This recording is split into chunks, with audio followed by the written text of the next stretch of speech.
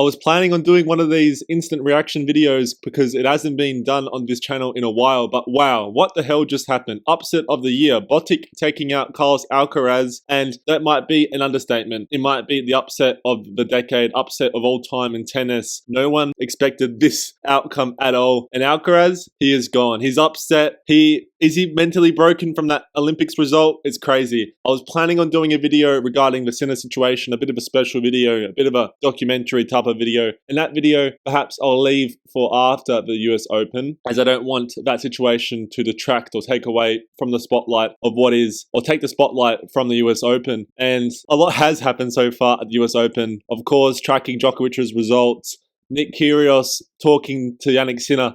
But today, it takes the cake. Botic, well done. Carlos Alcaraz, he's lost to Botic, and he had to say this just a few minutes ago in the press conference. He was asked, "Did you not feel 100%? Carlos responded, "I don't know what to say right now. First of all, he played great. He played really good tennis. I thought he would give me more 3 points. He didn't make a lot of mistakes. I thought he was going to make. It was confusing a bit. I didn't know how to manage or deal with it. I couldn't increase my level. I think my level stayed the same the whole match. It wasn't enough to do it or to give myself the chance to get into the match or try to give myself chances. So what can I say? I didn't feel well hitting the ball. I made a lot of mistakes. When I wanted to come back, it was too late." And Carlos Alcaraz was making a lot of mistakes, but he was playing pretty well. And I honestly believe he would have beaten 97% of other players in the top of 100 today. He was actually going for his shots. He was playing pretty decent tennis. But Botic, he was a mix of Jannik Sinner and Carlos Alcaraz today. The touch of Carlos Alcaraz,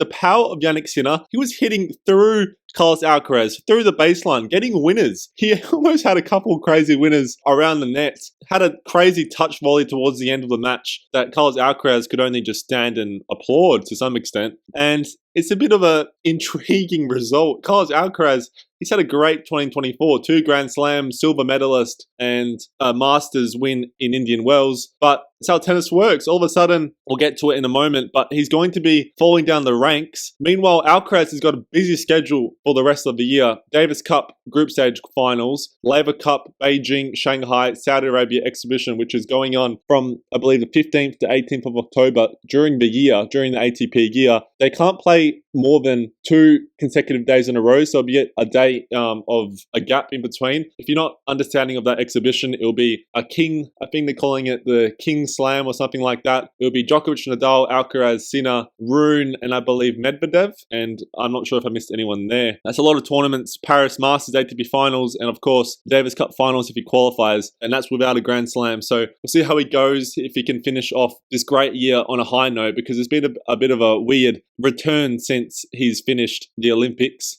That being said, David Ferrer was here just having a few prayers for Carlos Alcaraz at one point, and that was a bit of a point at which we were almost like, okay, this is getting serious. And just to briefly interrupt this video, here we are unboxing this recent Spanish retro kit from Socrates. Fast delivered, reliable, quality football kits, and it's a very nice kit, I must say. This great Spanish retro kit, I've always wanted it, and Socrates have delivered. So go out, check it out at Socrates. As I said, reliable football kits, one-stop destination. Use code SPORT for 10% off. Thank you to Socrates for sponsoring this video. Did Novak Djokovic break Carlos Alcaraz? That is a bit of a big statement to make, but it might be the case. It might be the case, to be honest. Novak Djokovic, that match meant so much for both players. I think we're underestimating how much it meant for Carlos Alcaraz. He cried in that post-match interview with Alex Corretja, and might turn out to be a real turning point in his career, for good or for bad. Similar to the Cincinnati result last year, so much emotion was put into that match, and it almost, at his age, still requires a bit more of a longer time to recover, and he can't really get into the next, stay in that gear for too long at the moment. We'll see what happens. Is Djokovic now the favorite? He is, according to the bookies, but of course, a lot of matches to come. He now has to face Alexei Popyrin, Montreal champion. Perhaps has to face either Ben Shelton, or not perhaps, he will face, if he wins, either Ben Shelton or Tiafoe. Even after that, we'll see. A lot of matches to come in the US Open. It's just getting started. A second round defeat. It's very early on in the tournament. And we'll see what Botic can do. Can he carry on that form? We'll see. And moving on, the ATP rankings update. Alcaraz now falls out of the top 2. Zverev will be the world number 2 if he reaches at least the semi-final, or if Djokovic or Medvedev fail to win the title. So